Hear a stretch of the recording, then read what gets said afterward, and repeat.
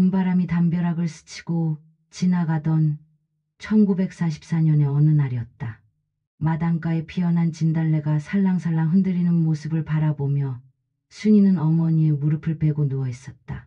하늘은 유난히도 맑았고 순이의 까만 눈동자에는 봄날의 환한 햇살이 가득 담겨 있었다.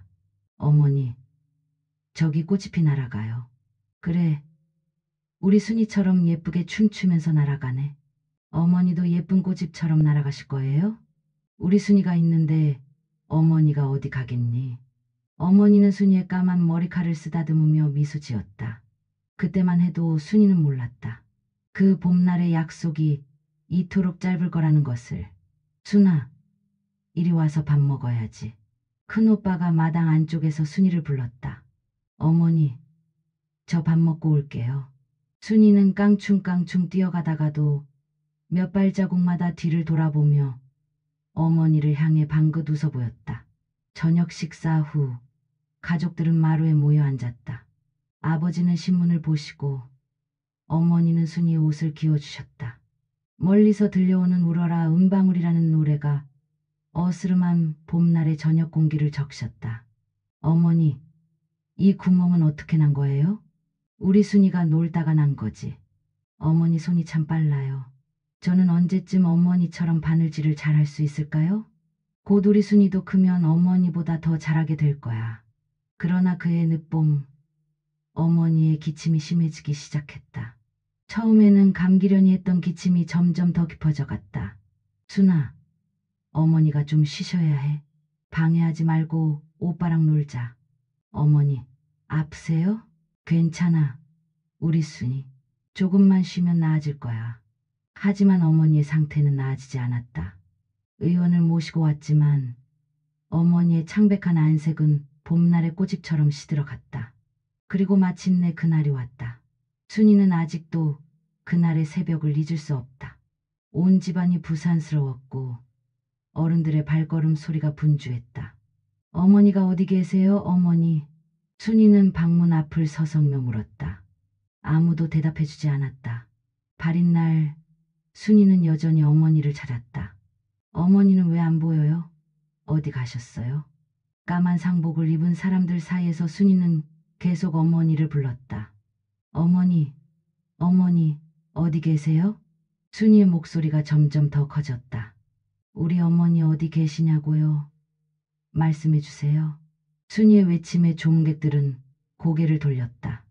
누군가는 손수건으로 눈물을 훔쳤고 또 누군가는 순이를 안아주려 했지만 아무도 진실을 말해주지 못했다. 멀리 가셨어. 큰오빠가 겨우 입을 열었지만 더 이상의 말은 나오지 않았다. 언제 오세요? 나 기다릴게요. 어머니, 나 기다릴게요. 순이의 작은 어깨가 흐느낌으로 떨렸다. 봄날은 여전히 따뜻했고 마당의 진달래는 아름답게 피어 있었다. 하지만 순이의 봄날은 그렇게 끝이 났다. 아직 봄날의 의미도 이별의 의미도 모르던 새 살배기 순이의 마음속에 지워지지 않을 빈자리가 생겨났다. 이후로도 오랫동안 순이는 저녁이면 마당에 나와 하늘을 바라보았다. 어쩌면 어머니가 약속처럼 꽃잎이 되어 날아올까, 하늘의 별이 되어 반짝일까 기다렸던 것일지도 모른다. 그리고 그 기다림은 순이의 마음 한켠에서 평생을 함께했다. 1947년 늦가을, 단풍이 물들기 시작할 무렵이었다. 순이는 마당에서 낙엽을 쓸다가 대문 밖에서 들려오는 말소리에 고개를 들었다. 새댁, 이제 들어가셔도 돼요. 낯선 여인의 목소리였다. 순이는 빗자루를 든 채로 굳어버렸다. 어제 아버지가 하신 말씀이 떠올랐다. 순아, 내일부터 새 어머니가 오신다. 이제 내가 너무 힘들지 않아도 되겠구나. 대문이 열리고 아버지와 함께 한 여인이 들어섰다. 검정 치마 저고리를 단정하게 차려입은 여인은 순이를 물끄러미 바라보았다. 인사드려라, 순아. 아버지의 말씀에 순이는 겨우 고개를 숙였다. 안녕하세요. 그래, 순이구나. 앞으로 잘 지내보자. 새어머니의 목소리는 담담했다. 순이는 고개를 들어 새어머니를 바라보았다.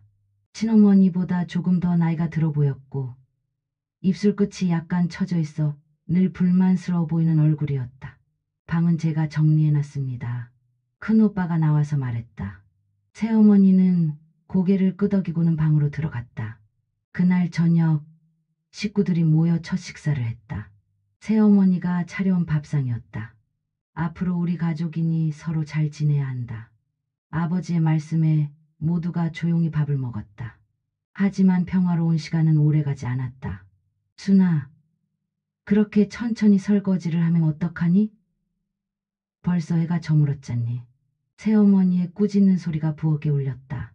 죄송해요. 순이는 작은 손으로 그릇을 닦으며 속으로 눈물을 삼켰다. 친어머니가 계실 때는 한 번도 해보지 않았던 일이었다. 내일부터는 해 뜨기 전에 일어나서 마당부터 쓸어야 해. 알았지? 네. 날이 갈수록 새어머니의 요구는 늘어갔다. 아침 일찍 일어나 마당을 쓸고 빨래를 하고 부엌 일을 돕는 것은 기본이었다. 학교에서 돌아와서도 쉴 틈 없이 일해야 했다. 오빠, 어느 날 밤 순이는 오빠의 방문을 살며시 두드렸다. 왜 그러니, 순아? 나 우리 어머니가 보고 싶어. 순이의 눈에서 눈물이 흘러내렸다. 오빠는 한숨을 쉬며 순이를 안아주었다. 울지 마, 순아. 오빠가 있잖아. 오빠, 새어머니는 왜 나만 미워하시는 걸까? 그렇지 않아. 그저 서로 적응하는 시간이 필요한 거야. 하지만 오빠의 목소리에도 확신이 없었다.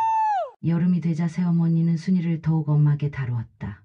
이렇게 살림을 못하면 커서 어떻게 살겠니? 내 친어머니가 가르쳐주지 못한 걸 내가 가르쳐주는 거야. 순이는 입술을 깨물었다. 친어머니 얘기만 나오면 가슴이 먹먹해졌다. 순아, 물 길어와라. 네. 무거운 물동이를 들고 우물가를 오가는 동안 순이는 마음속으로 친어머니를 불렀다. 어머니, 보고 싶어요. 밤이면 이불 속에서 몰래 눈물을 훔치는 일이 잦아졌다. 어머니가 계실 때는 매일 밤 들려주시던 자장가도, 등을 토닥여주시던 따뜻한 손길도 이제는 기억 속에서만 존재했다. 야무지게 잘하는구나. 가끔 동네 어른들이 그렇게 말씀하셨다. 하지만 순이는 야무지고 싶어서 야무진 게 아니었다. 그저 울지 않으려고 버티려고 애쓰는 것뿐이었다. 순아, 이리 와봐. 어느 날 오빠가 순이를 불렀다. 이거 어머니가 남기고 가신 거야. 내가 크면 주라고 하셨어. 오빠가 건넨 것은 작은 비녀였다. 순이는 그것을 받아들고 한참을 울었다. 울지 마. 내가 울면 하늘에서 어머니도 마음 아파하실 거야. 오빠의 말에 순이는 눈물을 훔쳤다. 그렇게 계절이 바뀌고 순이는 조금씩 자라났다. 새어머니의 매서운 눈길과 차가운 말투는 여전했지만 순이는 그 속에서도 자신만의 작은 위안을 찾아갔다. 밤하늘의 별을 보며 친어머니를 생각하고 오빠의 따뜻한 위로를 받으며 하루하루를 견뎌냈다. 가족이란 무엇일까? 피가 섞여야만 가족일까? 어린 순이의 마음속에는 이런 질문들이 자라나기 시작했다. 1960년의 봄, 20살이 된 순이는 동네 옷가게에서 일하게 되었다. 새벽부터 일어나 집안일을 하고 서둘러 가게로 향하는 길은 고됐지만 처음으로 자신만의 돈을 벌 수 있다는 생각에 발걸음은 가벼웠다. 순이 아가씨, 이 원단 좀 보여주게. 내 손님. 옷가게에서 일하는 동안 순이는 처음으로 자신의 세상을 가질 수 있었다. 새어머니의 눈치를 보지 않아도 되는 시간이었다. 순이야, 넌 참 손재주가 좋구나. 바느질 솜씨가 어디서 배웠니? 주인 아주머니가 물었다. 순이는 잠시 멈칫했다. 어머니가 들려주시던 바늘 내리는 소리가 귓가에 맴돌았다. 그냥 자연스럽게 익혔어요. 그해 여름, 순이의 인생을 바꿀 만남이 찾아왔다. 저 와이셔츠 수선 맡기려고 하는데요. 낯선 청년의 목소리에 고개를 들었을 때 순이는 처음으로 기로를 만났다. 단정한 차림의 청년은 수줍은 듯 웃고 있었다. 이쪽으로 오세요. 어떻게 수선해 드릴까요? 소매가 좀 길어서요. 그날 이후 기로는 이런저런 핑계로 자주 가게를 들렀다. 이번엔 단추가 좀 헐거워졌네요. 지난번에 고친 바지가 너무 잘 맞아서 다른 바지도 수선하려고요. 주인 아주머니는 슬그머니 미소 지었다. 순이야, 그 청년 참 괜찮아 보이더구나. 아주머니, 무슨 말씀을. 순이는 얼굴을 붉혔다. 어느 날 기로는 용기를 내어 순이에게 말을 걸었다. 퇴근하고 잠깐 시간 있으세요? 네, 저기 다방에서 차 한잔 하시면서 이야기 좀 나눌 수 있을까요? 해질녘 다방의 창가에 앉은 두 사람은 어색한 침묵을 지켰다. 옛날 라디오에서 흘러나오는 남인수의 가거라 삼천리가 그들의 첫 데이트를 배경음악처럼 감쌌다. 저는 은행에서 일하고 있어요. 기로가 먼저 입을 열었다. 아버지께서 일찍 돌아가시고 어머니와 동생들을 돌보느라 늦게 취직했죠. 순이는 자신도 모르게 고개를 끄덕였다. 그의 이야기가 마치 자신의 이야기처럼 느껴졌다. 순이 씨는, 가족들은 어떠세요? 순이는 잠시 망설였다. 하지만 기로의 진심 어린 눈빛에 마음이 움직였다. 저는 어머니가 일찍 돌아가시고 새어머니 밑에서 자랐어요. 그렇게 시작된 두 사람의 만남은 조심스럽게 이어졌다. 퇴근길에 잠깐 만나 이야기를 나누고 가끔은 함께 산책을 하기도 했다. 순희 씨는 참 대단해요. 어느 날 기로가 말했다. 그렇게 힘든 환경에서도 밝게 지내시는 걸 보면 아니에요. 저는 그저 순희의 눈에 눈물이 맺혔다. 오랫동안 아무에게도 하지 못했던 이야기들이 기로 앞에서는 자연스럽게 흘러나왔다. 제가 힘이 되어드리고 싶어요. 기로의 진심 어린 고백에 순이의 마음은 조금씩 열리기 시작했다. 하지만 현실은 순탄치 않았다. 새어머니는 순이의 늦은 귀가에 대해 날카롭게 지적했다. 요즘 젊은 것들은 너무 멋대로야. 결혼할 생각은 하지 않고 연애만 하고 다니고. 어머니, 순이도 이제 나이가 찼으니. 오빠가 나서서 말했지만 새어머니의 표정은 여전히 굳어 있었다. 그럼에도 불구하고 순이와 기로의 사랑은 깊어져 갔다. 힘든 시간을 겪으며 자란 두 사람은 서로의 아픔을 이해하고 위로할 수 있었다. 언젠가 우리 가정을 이루면 기로가 조심스럽게 말을 꺼냈다. 제가 평생 순이 씨를 지키고 싶어요. 순이는 그의 말에 대답하지 않았다. 하지만 그녀의 눈가에 눈물이 맺혔다. 맺힌 눈물은 기쁨의 눈물이었다. 처음으로 누군가가 자신을 지켜주겠다고 한 것이다. 1960년대 초반 서울의 거리는 병나의 바람이 불고 있었다. 그 속에서 순이와 기로는 자신들만의 작은 희망을 키워갔다. 1965년 봄, 순이는 기로의 아내가 되었다. 작은 전세방이었지만 둘만의 보금자리를 마련하는 것으로 새로운 삶이 시작되었다. 여보, 오늘은 내가 김치찌개 끓여봤어요. 우리 마누라가 솜씨가 늘었네. 기로의 칭찬에 순이는 수줍게 웃었다.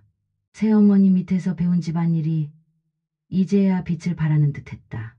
그해 겨울, 순이는 첫 아이를 가졌다는 것을 알게 되었다. 여보, 우리 애기 생겼나 봐요. 정말요? 여보, 고마워. 기로는 순이를 꼭 안아주었다. 임신 중에도 순이는 쉬지 않고 일했다. 살림과 바느질이를 병행하며 집안 살림에 보태려 했다. 너무 무리하지 마라. 당신이랑 아기 건강이 먼저야.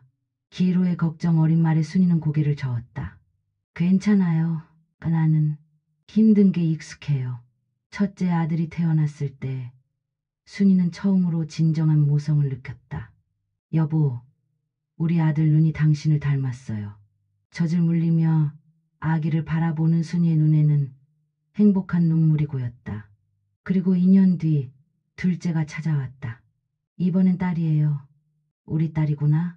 순이는 딸아이를 보며 문득 자신의 어머니를 떠올렸다. 셋째와 넷째까지 순이의 가정은 북적거리며 커져갔다. 비록 살림은 빠듯했지만 아이들의 웃음소리로 가득한 집안은 언제나 따뜻했다. 엄마, 배고파요.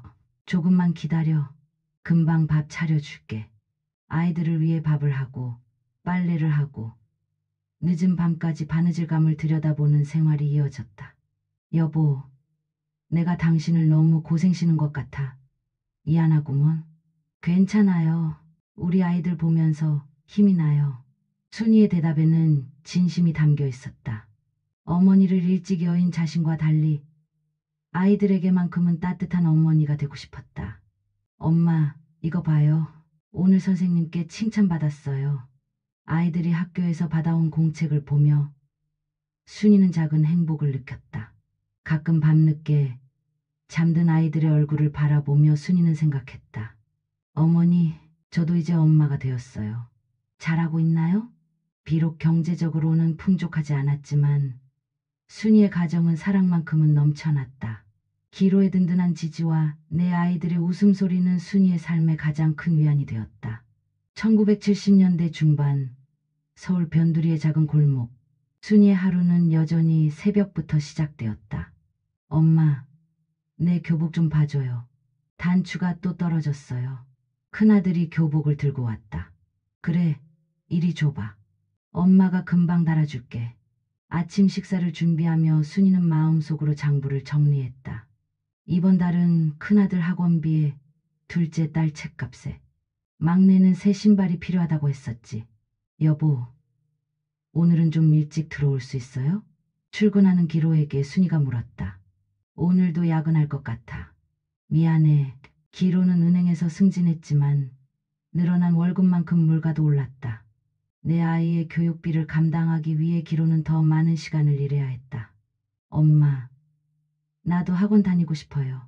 셋째가 투정을 부렸다. 조금만 기다려. 형이 이번에 장학금 받으면. 순이는 말끝을 흐렸다. 방과 후 순이는 동네 아주머니들의 옷을 수선하며 부족한 살림을 보탰다. 밤늦게까지 재봉틀 앞에 앉아있는 날이 많았다. 순이 씨, 요새도 바느질을 하시나요? 이웃집 김씨 아주머니가 들렀다. 네, 아이들 학원비라도 보태야죠. 참, 큰아들 이번에 시험 잘 봤다면서요? 네, 그래도 제가 해준 게 없어서. 순이의 마음은 늘 아이들에 대한 미안함으로 가득했다. 다른 집 아이들처럼 풍족하게 해주지 못하는 것이 한이었다. 엄마, 나 오늘 선생님한테 칭찬받았어. 둘째 딸이 달려와 자랑했다. 우리 딸, 정말 잘했네. 순이는 딸의 머리를 쓰다듬으며 웃었지만 곧 한숨이 나왔다. 딸아이의 교복이 짧아진 것이 보였다. 어느 날 큰아들이 열이 나기 시작했다. 아들, 괜찮아? 어디 아파? 괜찮아요, 엄마. 시험 준비하느라 좀 지친 것 같아요. 하지만 열은 쉽게 내리지 않았다. 결국 병원에 가보니 과로로 인한 면역력 저하라고 했다. 내가 잘못했어. 그날 밤 순이는 홀로 눈물을 훔쳤다. 여보, 당신 잘못이 아니야. 기로가 순이의 어깨를 감싸 안았다. 우리 아이들한테 너무 못해주는 것 같아요. 당신은 최선을 다하고 있잖소. 그래도 시간은 흘러 1980년대가 되었다. 큰아들은 대학에 입학했고 둘째 딸은 고등학생이 되었다. 엄마, 이거 제 첫 월급이에요. 대학을 졸업하고 취직한 큰아들이 봉투를 내밀었다. 아니야, 내가 써라. 엄마가 써요. 그동안 고생하셨잖아요. 순이는 아들을 끌어안고 울었다. 기쁨의 눈물이자 미안함의 눈물이었다. 우리 엄마가 세상에서 제일 고생이 많죠? 어느 날 둘째 딸이 말했다. 엄마는 고생이라고 생각하지 않아. 너희들이 있으니까. 비록 힘든 시간이었지만 순이는 한 번도 포기하지 않았다. 어머니를 일찍 여인 자신과 달리 아이들에게는 늘 곁에 있어주고 싶었다. 그것이 순이가 버틸 수 있었던 이유였다. 1990년대 초반 순이의 가정에 기쁜 소식이 연이어 찾아왔다. 어머니, 제가 장가 가려고 합니다. 큰아들이 수줍게 말을 꺼냈다. 어머님, 아버님, 제가 아들 잘 보살피겠습니다. 예비 며느리는 공손하게 인사를 올렸다. 순이는 며느리의 손을 꼭 잡았다. 우리 며느리가 될 사람이구나. 앞으로 좋은 일만 있을 거야. 문득 자신이 시집 올 때가 떠올랐다. 그때의 설렘과 두려움이 이 아이에게도 있을 터였다. 큰아들의 결혼식 날 순이는 문득 친정어머니가 생각났다. 어머니, 제 아들이 장가가요. 보고 싶어요. 어머니, 왜 우세요? 둘째 딸이 다가와 물었다. 안 울어. 그저 기뻐서. 그해 겨울 더 기쁜 소식이 찾아왔다. 어머니, 임신했어요. 며느리의 말에 순이의 눈시울이 붉어졌다. 정말 내가 할머니가 되는구나.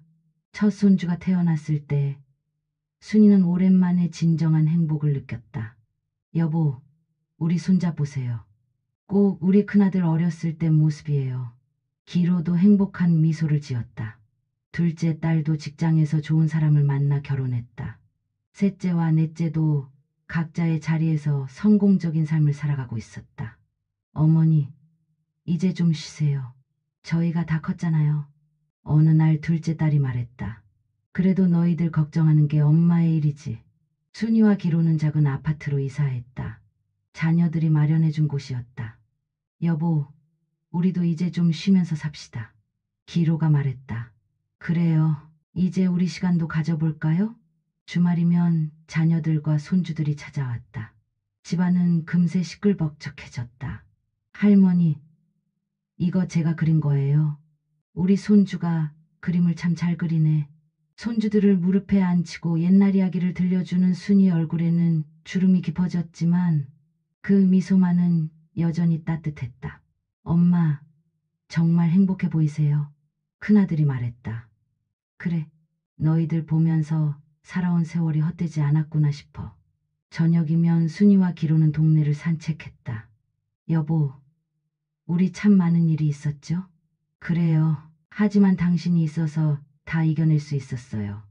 인생의 가을에 접어든 순이에게 이제는 모든 계절이 아름다워 보였다. 봄날의 아픔도 여름날의 고단함도 이제는 다 지나간 이야기가 되었다. 2000년대 초반 이른을 바라보는 나이가 된 순이는 어느 봄날 문득 오래된 사진첩을 펼쳐보았다. 이게 언제 찍은 거지?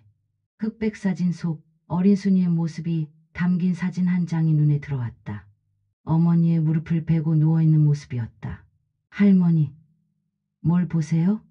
옆에 있던 큰손녀가 물었다. 그래, 할머니가 내 나이였을 때 사진이야. 어머, 할머니도 저였던 적이 있었네요. 순이는 손녀의 머리를 쓰다듬었다. 그때는 할머니도 누군가의 딸이었지. 엄마가 있었지. 그날 밤 순이는 오랜만에 어머니에 대한 꿈을 꾸었다. 꿈속에서 어머니는 여전히 젊고 아름다웠다. 어머니, 저 이제 할머니가 되었어요. 우리 순이 참 잘 자랐구나. 그동안 보고 싶었어요. 엄마는 늘 내 곁에 있었단다. 아침에 눈을 떴을 때 순이의 눈가에는 따뜻한 눈물이 고여 있었다. 여보, 무슨 일 있어? 기로가 걱정스레 물었다. 아니에요. 그저 좋은 꿈을 꾸었어요. 주말이면 여전히 자녀들과 손주들이 모여들었다. 할머니, 이거 제가 만든 거예요. 막내 손주가 그린 그림을 보며 순이는 미소 지었다. 그림 속에는 온 가족이 함께 있는 모습이 그려져 있었다. 어머니, 요새 무릎은 좀 어떠세요? 둘째 딸이 걱정스레 물었다. 괜찮아. 너희들 보면 다 낫는걸. 손주들은 할머니의 무릎을 베고 누워 옛날 이야기를 조르곤 했다. 할머니, 어렸을 때 이야기 해주세요. 그래, 할머니가 어렸을 때는 이야기를 들려주다 보면 순이는 문득 자신의 어머니를 떠올렸다. 이제는 그 그리움이 아프지만은 않았다. 오히려 따뜻했다. 여보, 어느 날 기로가 말했다. 우리 정말 행복하게 살았지?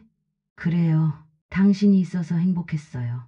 순이는 이제 자신의 삶이 결코 불행하지 않았음을 안다. 어린 시절의 상처는 오히려